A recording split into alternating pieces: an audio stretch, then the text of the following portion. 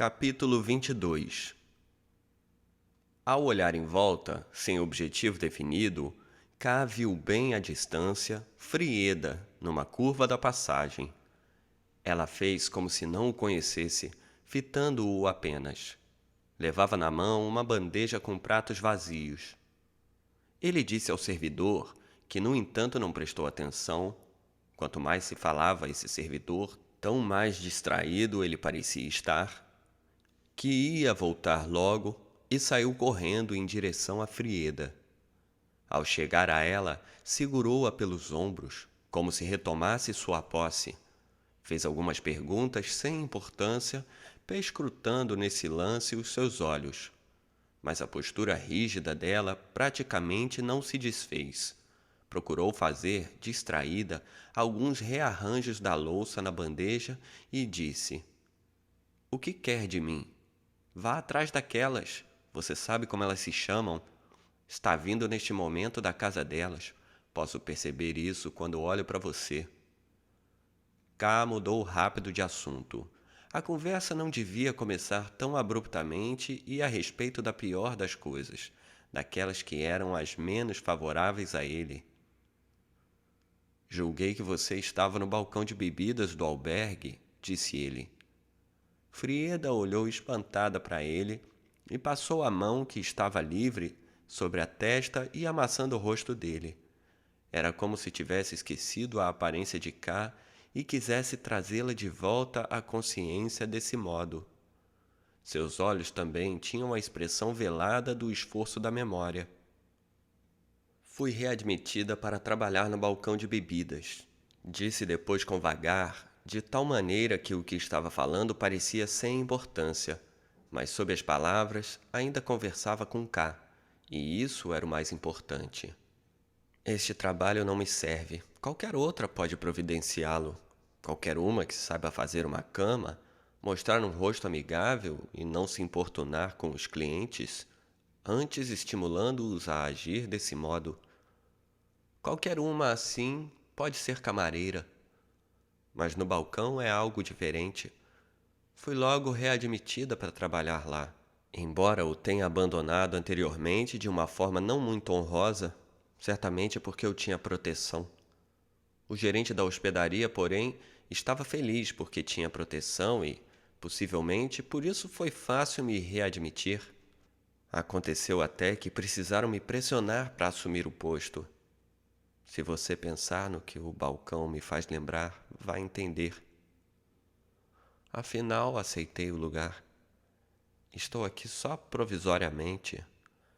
Pepe pediu que não lhe causassem a vergonha de ter de deixar imediatamente o balcão. Por isso, nós lhe demos um prazo de 24 horas, uma vez que ela foi sem dúvida diligente e tomou conta de tudo como só sua capacidade teria permitido. "Está tudo muito bem arrumado", disse Ká. "Só que no passado você deixou o balcão por minha causa, e é agora, há pouco tempo do casamento, que você volta a ele?"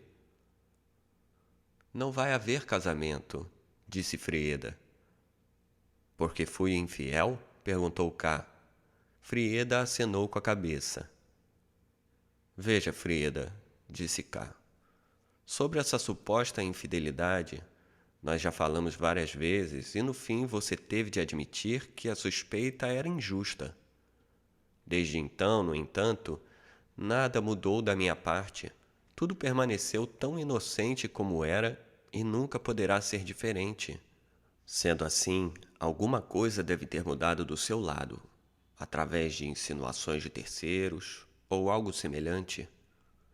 De qualquer modo, você comete uma injustiça comigo, pois veja, o que se passa com essas duas moças?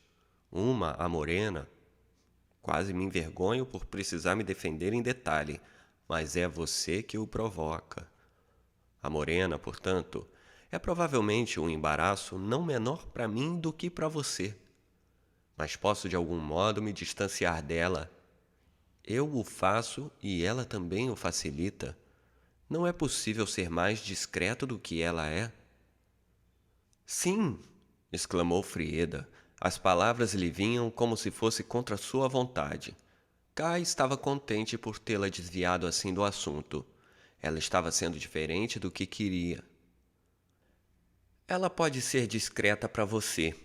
A mais desavergonhada de todas, você chama de discreta e acredita nisso, por mais inacreditável que seja, honestamente.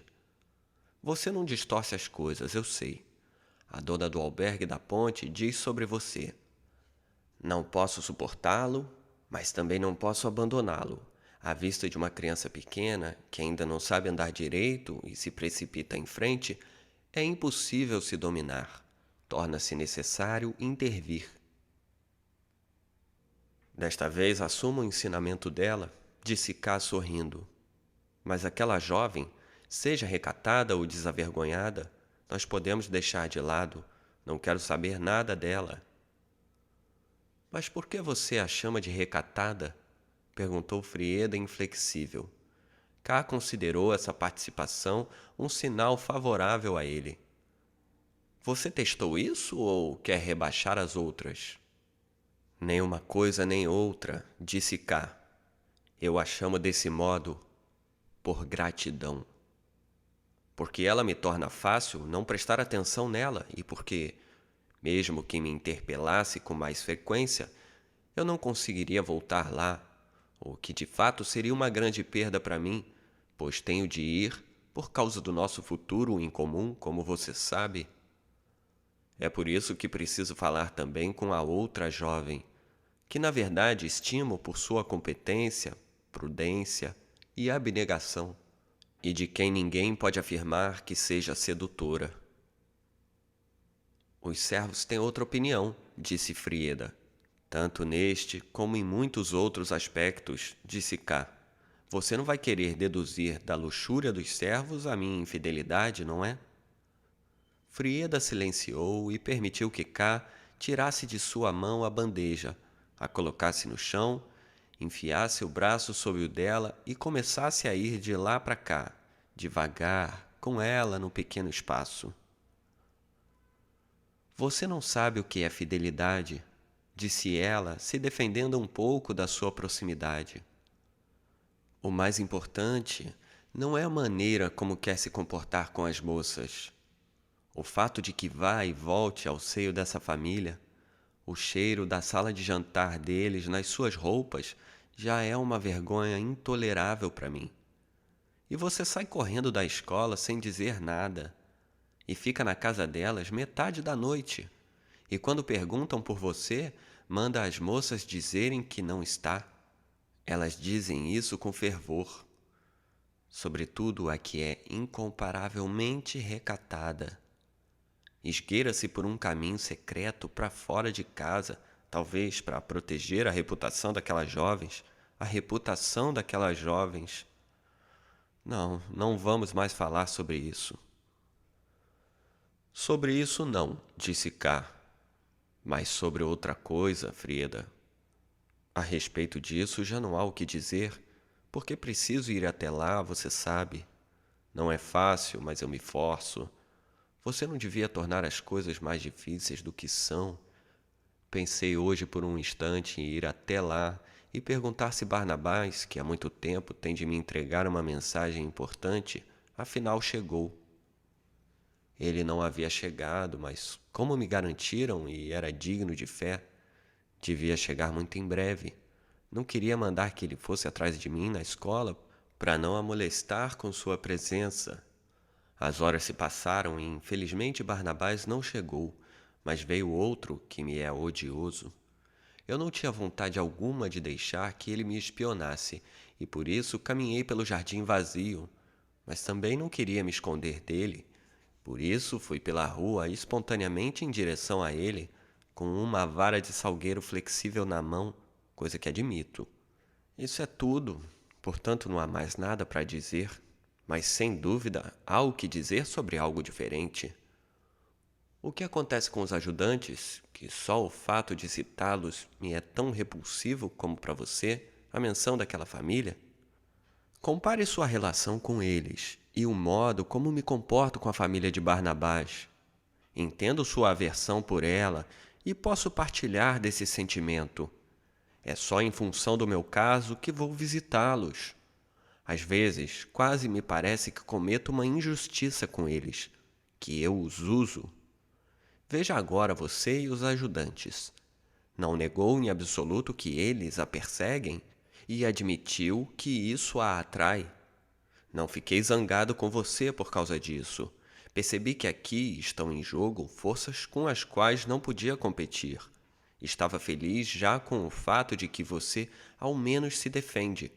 Ajudei-a a se defender, e só porque não prestei atenção durante algumas horas, confiando em sua fidelidade, seja como for, também na esperança de que a casa estivesse rigorosamente fechada e que os ajudantes tinham fugido definitivamente, continuo a subestimá-los, é o que receio. Só porque relaxei a atenção um par de horas e aquele Jeremias, que visto de perto é um rapaz não muito sadio, envelhecido, teve o atrevimento de ir até a janela. Só por isso, Frieda, devo perdê-la e ouvir como saudação: não vai haver casamento algum. Na verdade, sou aquele que pode fazer censuras, mas não as faço. Continuo a não fazê-las. E outra vez pareceu bom a Cá ter desviado Frieda um pouco do assunto. Pediu-lhe que trouxesse alguma coisa para comer, porque desde o meio-dia não havia comido nada.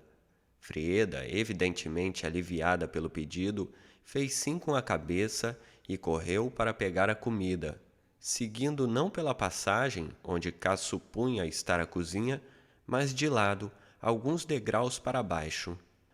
Ela logo apareceu com um prato de frios e uma garrafa de vinho, mas eram apenas os restos de uma refeição. Os pedaços isolados tinham sido rearranjados para tornar o todo irreconhecível. Havia ali até peles de salsicha e a garrafa de vinho estava esvaziada em 3/4. Cá, porém, não falou nada sobre isso e se pôs a comer com muito apetite. Você esteve na cozinha? Perguntou. Não, em meu quarto, disse ela. Tem um quarto aqui embaixo. Se você tivesse me levado, disse Cá, eu teria descido para me sentar um pouco enquanto comia. Vou trazer uma cadeira para você, disse Frieda, pondo-se a caminho. Obrigado, disse Cá e a reteve. Não vou nem descer, nem preciso mais de uma cadeira. Frieda só tolerou com resistência que ele a retivesse. Inclinou fundo a cabeça e mordeu os lábios. Muito bem, ele está aqui embaixo, disse ela. Você esperava outra coisa? Está deitado na minha cama. Se resfriou lá fora, tem febre, quase não comeu. No fundo, é tudo culpa sua. Se não tivesse expulsado os ajudantes, nem corrido atrás daquela gente, poderíamos agora estar tranquilamente sentados na escola. Foi só você que destruiu nossa felicidade. Acredita que Jeremias tentasse me sequestrar enquanto estava em serviço? Se for assim, desconhece absolutamente o sistema que existe aqui. Ele queria vir até mim, se atormentava, ficava à minha espreita, mas isso era apenas um jogo, como um cão faminto brinca e não ousa saltar sobre a mesa. O mesmo acontecia comigo. Tinha atração por ele. É meu companheiro de jogos desde a infância. Brincávamos juntos na encosta da montanha do castelo. Belos tempos aqueles. Você nunca me perguntou sobre meu passado. Mas nada disso era decisivo, enquanto Jeremias ficava restringido pelo ofício, pois eu conhecia meu dever como sua futura mulher. Depois, no entanto, você despachou os ajudantes, e ainda agora se vangloria por isso, como se tivesse feito algo por mim. Bem, num certo sentido isso é verdade. Sua intenção deu certo em relação a Arthur, embora só temporariamente. Ele é terno, não tem a paixão de Jeremias, que não receia dificuldade alguma. Com um soco naquela noite, o golpe também foi dado contra a nossa felicidade. Você quase o destruiu. Ele fugiu para o castelo a fim de se queixar, e mesmo que volte em breve, no momento está longe daqui. Jeremias, entretanto, ficou. Em serviço, ele teme um pestanejar do seu senhor, mas fora dele não tem medo de nada. Ele veio e tomou posse de mim, abandonada por você, controlada por ele, o velho amigo. Não pude fazer nada. Não abri a porta da escola. Ele arrombou a janela e me puxou para fora. Fugimos para cá. O gerente da hospedaria o estima. Aos clientes também nada pode ser mais bem-vindo do que ter um criado de quarto assim. Por isso fomos aceitos. Ele não vive comigo, mas temos um quarto em comum. Apesar de tudo, disse K, não lamento ter expulsado os ajudantes do serviço. Se nossa relação, como você a descreve, e sua fidelidade estão condicionadas apenas pelo vínculo de ofício dos ajudantes em relação a nós, então foi bom que tudo tenha chegado ao fim. A felicidade do casamento, no meio de dois bichos de rapina que só abaixam a cabeça sob o chicote, não teria sido muito grande. Além disso, também sou grato àquela família, que involuntariamente contribuiu para nos separar. Os dois silenciaram e ficaram outra vez andando de cima para baixo, sem que fosse necessário decidir quem agora havia começado. Frieda, próxima a K, parecia furiosa com o fato de que ele não a tomasse outra vez pelo braço. Desse modo, tudo estaria em ordem, prosseguiu K, e nós poderíamos nos despedir. Você ir para o seu senhor Jeremias, que provavelmente ainda está resfriado por ter ficado no jardim da escola, e a quem você, em respeito a isso, já deixou tempo demais sozinho. E eu, só, na escola. Ou então, já que sem você não tenho nada o que fazer lá, em qualquer outro lugar onde seja acolhido. Apesar disso, se agora hesito é porque continuo duvidando um pouco, com um bom motivo, do que me contou. Tenho sobre Jeremias a impressão oposta. Enquanto ele esteve em serviço, andou atrás de você, e não creio que o ofício o tivesse contido de forma duradoura de atacá-la a sério em algum momento. Agora, porém, desde que considera suspenso o serviço, é diferente. Perdão se me explico da seguinte maneira. Desde que você não é mais noiva do seu patrão, não é também mais nenhuma atração para ele como foi antes. Você pode ser sua amiga de infância, mas ele, na verdade, só o conheço por uma breve conversa hoje à noite, não dá muito valor, na minha opinião, a essas questões de sentimento. Não sei por que ele parece a você um caráter apaixonado. O modo de pensar dele me soa particularmente frio. Em relação a mim, Jeremias recebeu alguma incumbência, talvez não muito favorável, de Gálater. E esforça-se por executá-la com um certo fervor de ofício, quero admitir. Não é uma coisa muito rara aqui. Faz parte dessa incumbência destruir nossa relação. Talvez ele o tenha tentado de formas variadas. Uma delas era tentar seduzi-la com seus suspiros lúbricos. A outra, e aqui a dona do albergue da ponte o apoiou, inventar histórias sobre minha infidelidade. O ataque dele foi bem sucedido. Alguma lembrança de clã que o cerca pode ter ajudado. O posto ele de fato perdeu, mas talvez justo no momento em que não precisava mais dele. Agora colhe os frutos do seu trabalho e a puxa pela janela da escola. Com isso, está terminada sua tarefa e, abandonado pelo fervor do ofício, fica cansado. Gostaria de estar no lugar de Arthur, que não se queixa de modo algum, mas recolhe louvor e novas tarefas. Alguém, porém, tem de ficar aqui, sem dúvida, acompanhando o desenvolvimento posterior das coisas. É um trabalho tedioso para ele permanecer cuidando de você. Não há nenhum vestígio de amor à sua pessoa. Confessou-me abertamente que, como amante de clã, você naturalmente é respeitável para ele e faz-lhe com certeza muito bem se aninhar no seu quarto e se sentir um pequeno clã. Mas isso é tudo. Você mesmo não significa nada para ele. Agora, o fato de tê-la abrigado aqui É apenas um acréscimo à sua principal obrigação. Para não a inquietar, ele próprio ficou, mas só temporariamente, enquanto não recebe novas notícias do castelo e seu resfriado não está curado por você. Como você o calunia! Exclamou Frieda, batendo seus pequenos punhos um no outro. Caluniar? Disse K. Não, não quero caluniá-lo. Mas é provável que eu lhe faça uma injustiça. Isso certamente pode ocorrer. Veja, não é em absoluto óbvio de imediato o que disse a respeito dele. Está aberto a outras interpretações. Mas caluniar? Caluniar só poderia ter como objetivo lutar por esse meio contra o seu amor por ele. Se fosse necessário e a calúnia constituísse um método adequado, não hesitaria em caluniá-lo. Ninguém por isso poderia me condenar. Através de seu mandante, Gálater, ele está numa tal vantagem em relação a mim que eu, totalmente dependente das minhas forças, teria permissão de caluniá-lo um pouco também. Seria um meio de defesa relativamente inocente e, no final, também impotente. Deixemos, pois, que os punhos descansem. E K tomou a mão de Frieda na sua. Frieda quis se esquivar dele, embora sorrindo e sem muito dispêndio de energia. Mas não preciso caluniar, disse K, pois você não o ama.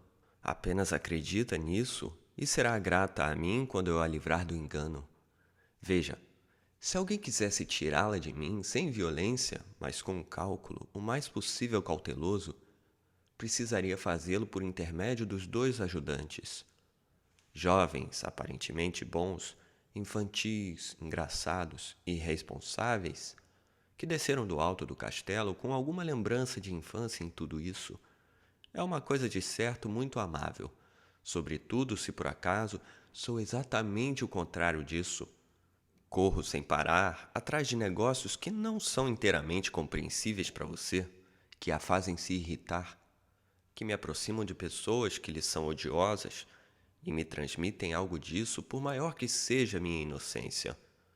O conjunto é apenas uma exploração maldosa, apesar de muito engenhosa, das carências de nossa relação. Toda relação tem suas faltas, a nossa também. Encontramo-nos vindo cada qual de um mundo inteiramente diverso e, desde que nos conhecemos, a vida de cada um tomou um caminho totalmente novo. Ainda nos sentimos inseguros, é tudo novo demais.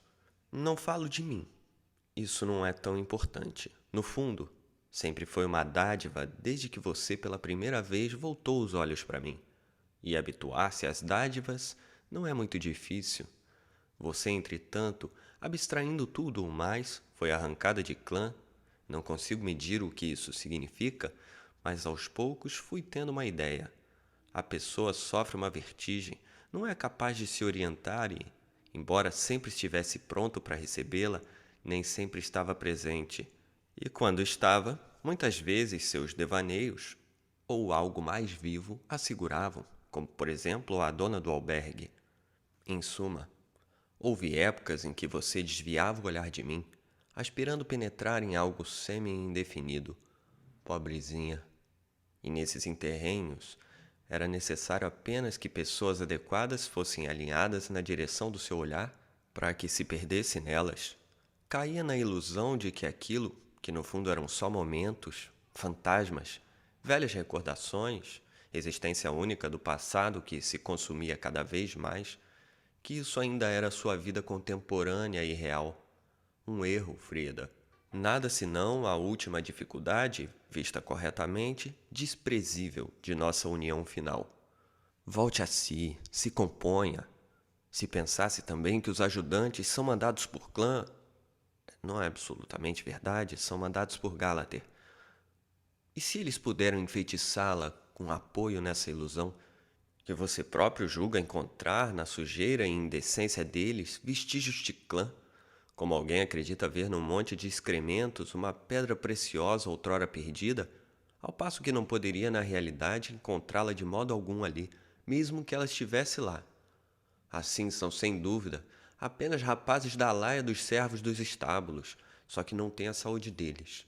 Um pouco de vento fresco os torna doentes e os atira na cama, a qual eles de qualquer forma conseguem procurar e achar com malícia servil. Frieda havia inclinado a cabeça sobre o ombro de Cá. Com os braços enlaçados na cintura um do outro, eles andavam em silêncio, de cima para baixo. Se tivéssemos, disse Frieda, devagar, tranquila, quase com bem-estar, como se soubesse que lhe era concedido um prazo muito breve de descanso no ombro de Cá, mas quisesse fruí-lo até o último. Se tivéssemos, logo ainda naquela noite, imigrado, poderíamos estar em algum lugar em segurança, sempre juntos, sua mão sempre próxima o bastante para eu assegurar. Como me é necessária sua proximidade, como desde que o conheço me sinto abandonada sem a sua proximidade. Creia-me, sua proximidade é o único sonho que sou capaz de sonhar, nenhum outro. Nesse momento, gritaram do lado do corredor. Era Jeremias.